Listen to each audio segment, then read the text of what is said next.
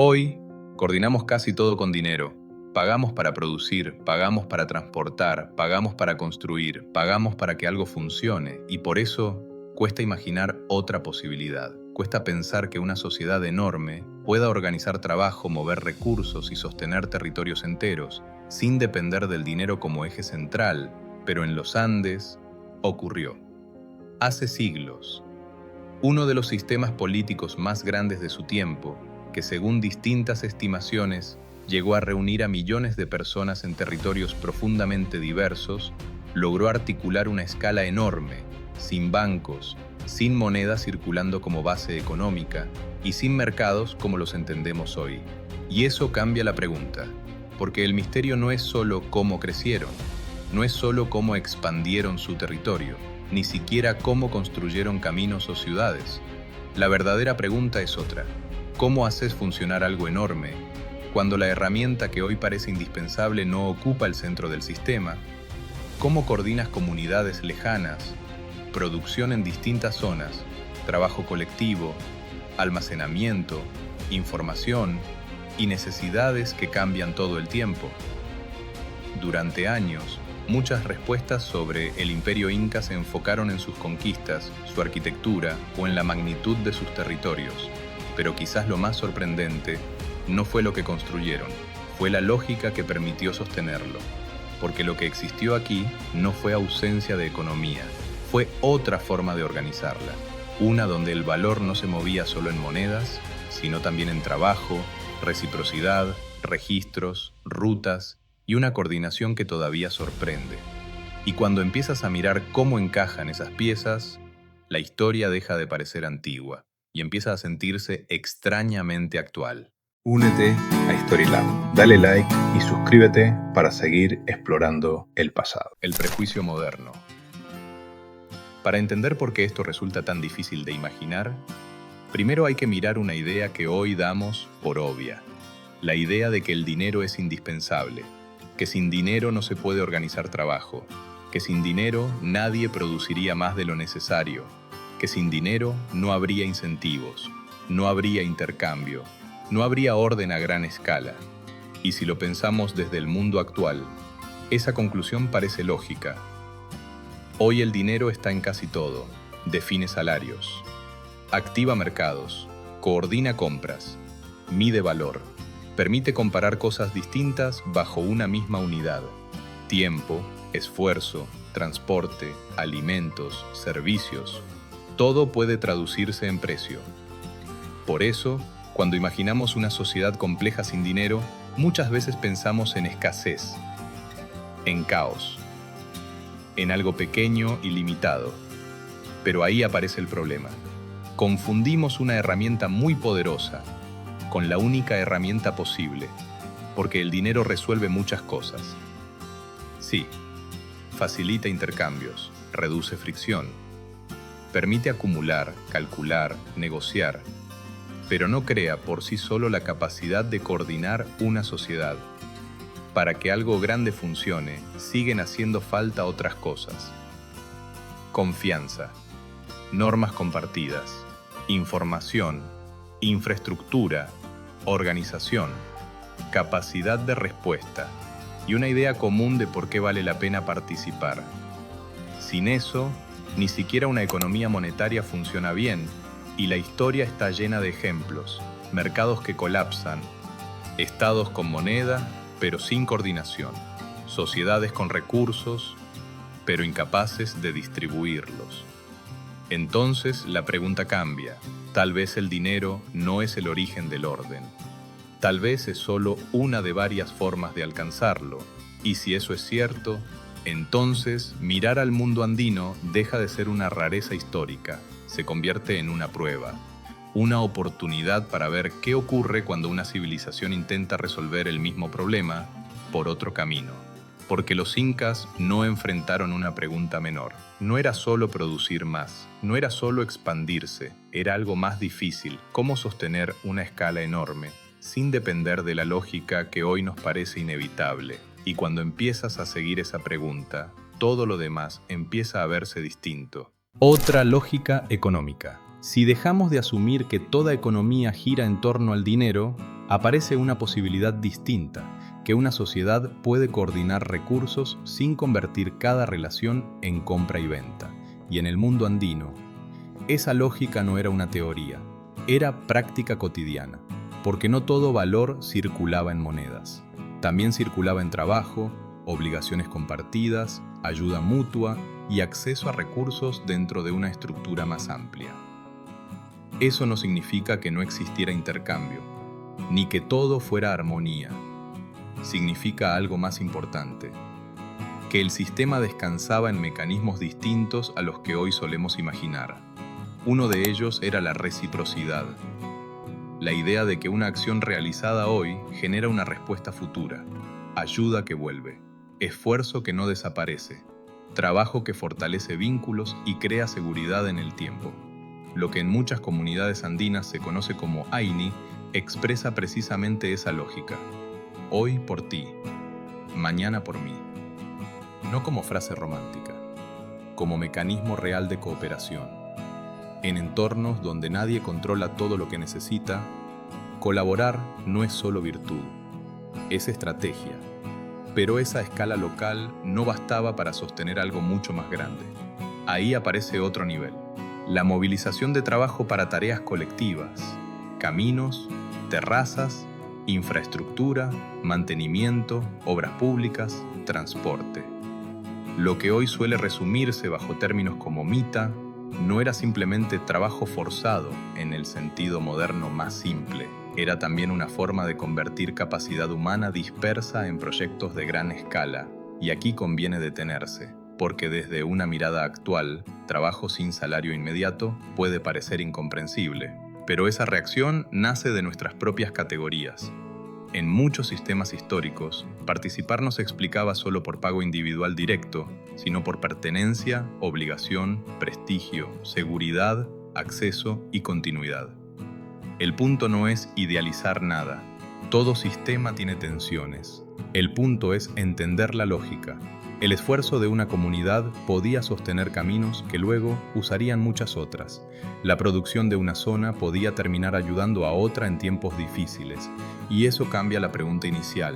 Ya no se trata de cómo funcionaban sin dinero, se trata de algo más preciso.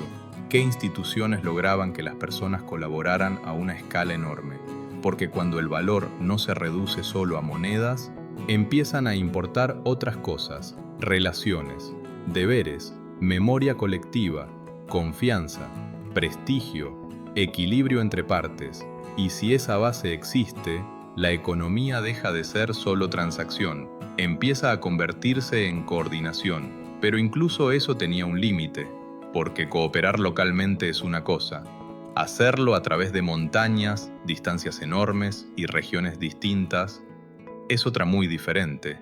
Y ahí es donde el desafío recién comienza. El sistema físico. Una idea puede organizar una comunidad, pero no sostiene un territorio inmenso por sí sola, porque la cooperación necesita volverse concreta, necesita caminos, lugares de paso, reservas, movimiento constante y formas reales de llevar recursos desde donde existen hasta donde hacen falta. Ahí aparece una de las claves del sistema Inca. No bastaba con producir, había que conectar. Y conectar, en este caso, no significaba una sola ruta que atraviesa el mapa, significaba una red. Lo que hoy conocemos como Capac Ñan no era simplemente un camino imperial, era un conjunto de rutas principales y secundarias que enlazaban regiones distintas, centros administrativos, zonas productivas y puntos estratégicos del territorio. No todos los trayectos tenían la misma función, no todas las rutas servían para lo mismo, y eso importa. Porque un sistema eficiente no conecta todo con todo de forma caótica, conecta lo necesario. Por esas rutas no solo se movían personas, también circulaban alimentos, textiles, herramientas, mensajes, decisiones y capacidad de respuesta. Pero moverse no basta si no existen puntos de apoyo. Por eso, a lo largo del territorio, había espacios de descanso, abastecimiento y relevo. Los tambos permitían mantener el flujo. Viajeros, funcionarios, mensajeros o contingentes en tránsito podían encontrar allí recursos básicos para continuar el recorrido. Eso reduce tiempo, reduce desgaste, reduce interrupciones. Y cuando un sistema reduce fricción, gana escala. Pero había otro problema todavía más importante. ¿Qué ocurre cuando una cosecha falla? ¿Qué pasa si una región necesita ayuda rápida? ¿Cómo enfrentas escasez, campañas, emergencias o variaciones estacionales? La respuesta no era improvisar, era almacenar. Las colcas, depósitos distribuidos estratégicamente, permitían conservar alimentos, textiles y otros recursos clave, no como bodegas aisladas, sino como nodos dentro de una red mayor. Eso cambia todo, porque una sociedad no depende solo de lo que produce hoy, también depende de cómo administra el tiempo. Guardar excedentes, moverlos cuando hace falta, ubicarlos donde pueden responder mejor, eso es planificación. Y aún falta una pieza. Mover recursos lentamente puede servir, pero algunas decisiones exigen velocidad. Ahí entran los chasquis, mensajeros relevados por tramos, capaces de mantener información en circulación continua a través de grandes distancias. No necesitaban recorrer todo el territorio solos. El sistema resolvía eso mediante relevos. Otra vez aparece la misma lógica, no exigirle todo a una sola parte. Diseñar coordinación entre muchas partes, caminos, tambos, colcas, chasquis. No son elementos sueltos, son infraestructura pensada para que una escala enorme no se vuelva inmanejable. Y cuando ves eso con claridad, empiezas a notar algo importante.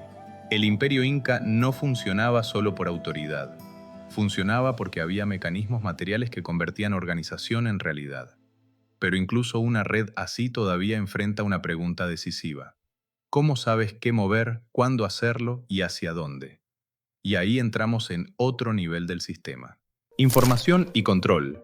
Un camino puede conectar territorios, un depósito puede guardar recursos, una red de trabajo puede movilizar personas.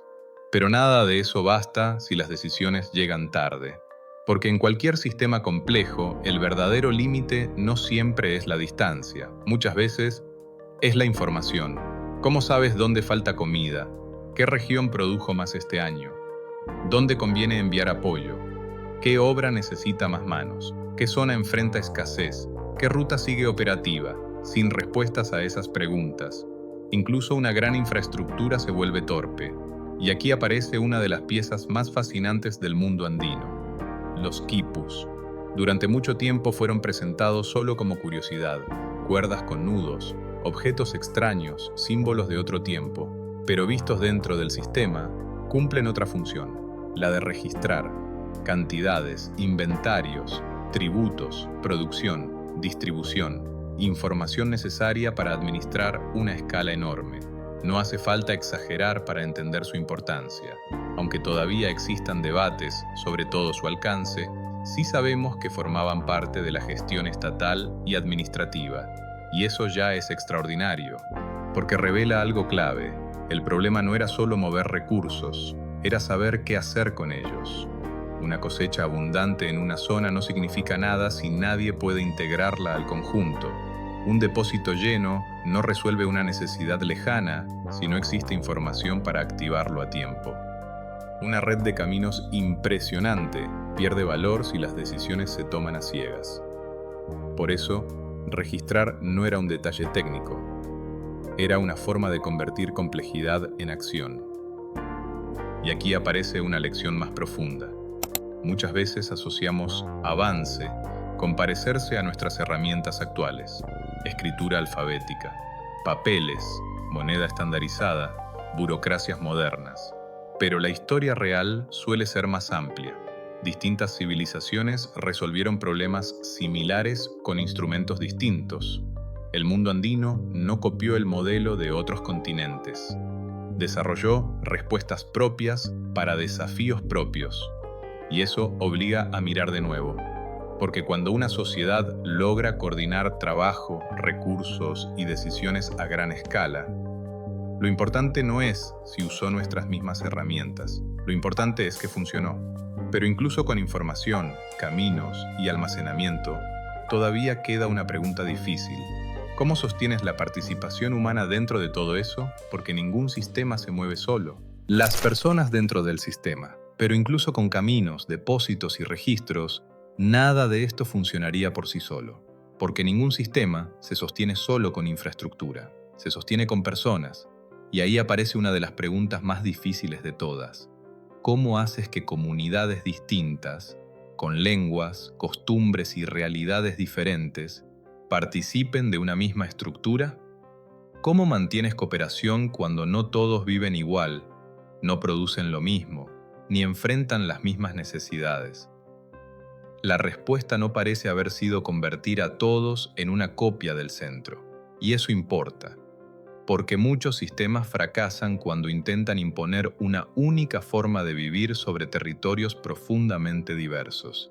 En cambio, gran parte de la fuerza del mundo andino parece haber estado en otra lógica: integrar diferencias sin borrar completamente las particularidades locales. No todas las regiones cumplían el mismo rol, no todas entregaban lo mismo, no todas recibían lo mismo en cada momento. Y eso no era necesariamente una falla. Era parte de la estructura. Una zona podía aportar producción agrícola, otra, textiles, otra, trabajo especializado, otra, acceso estratégico a rutas o recursos específicos. La diversidad no desaparecía, se organizaba. Y cuando eso ocurre, cada parte deja de competir por hacer lo mismo. Empieza a encajar dentro de un conjunto mayor. Por supuesto, nada de esto significa ausencia de tensiones. Todo sistema amplio genera conflictos, resistencias, negociaciones, límites. Pero incluso con esas fricciones, lo notable es que existieron mecanismos capaces de sostener coordinación a una escala enorme. Trabajo colectivo, redistribución, obligaciones compartidas, infraestructura común, información operativa, autoridades locales y niveles de articulación más amplios. Si quieres profundizar en cómo funcionaban algunos de esos mecanismos en detalle, como los quipus, los caminos o la lógica territorial andina, en el canal ya hemos explorado varias de esas piezas por separado. Y aquí aparece una idea decisiva. Quizás la pregunta correcta nunca fue cómo gobernaban a pesar de la diversidad. Tal vez gobernaban a través de ella, usando capacidades distintas, conocimientos locales, formas de adaptación ya existentes y una estructura capaz de conectarlas. Eso cambia la imagen por completo, porque ya no estás viendo una maquinaria uniforme, estás viendo una coordinación de diferencias. Y cuando una sociedad logra eso, la escala deja de depender solo del poder. Empieza a depender de inteligencia organizativa, pero todavía queda una última pieza por entender. ¿Qué nos dice todo esto hoy sobre lo que creemos necesario para que una civilización funcione? Lo que creíamos necesario. Cuando pensamos en sociedades complejas, muchas veces imaginamos las mismas herramientas: dinero, mercados, burocracias familiares para nosotros, modelos que nos resultan reconocibles, y sin darnos cuenta, confundimos costumbre con necesidad, porque el mundo andino muestra algo distinto, que una sociedad puede alcanzar gran escala sin copiar la lógica que hoy parece inevitable, que coordinar no siempre depende de convertir todo en precio, que el valor también puede organizarse a través de trabajo, reciprocidad, infraestructura, memoria administrativa y redes capaces de responder en el tiempo. Eso no significa que un sistema sea perfecto, ni que debamos romantizar el pasado. Significa algo más interesante, que existen múltiples caminos para resolver problemas humanos profundos: cómo producir, cómo distribuir, cómo sostener cooperación, cómo administrar diversidad, cómo pensar el largo plazo. Y quizás por eso el Imperio Inca sigue sorprendiendo.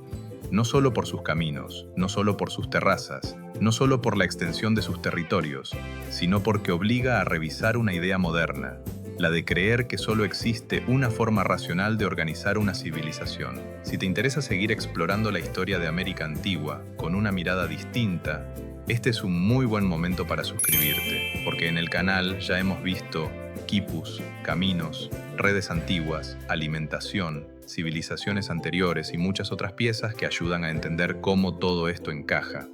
Y todavía queda muchísimo por descubrir, porque aquí vimos el sistema en conjunto, pero cada parte abre una historia propia.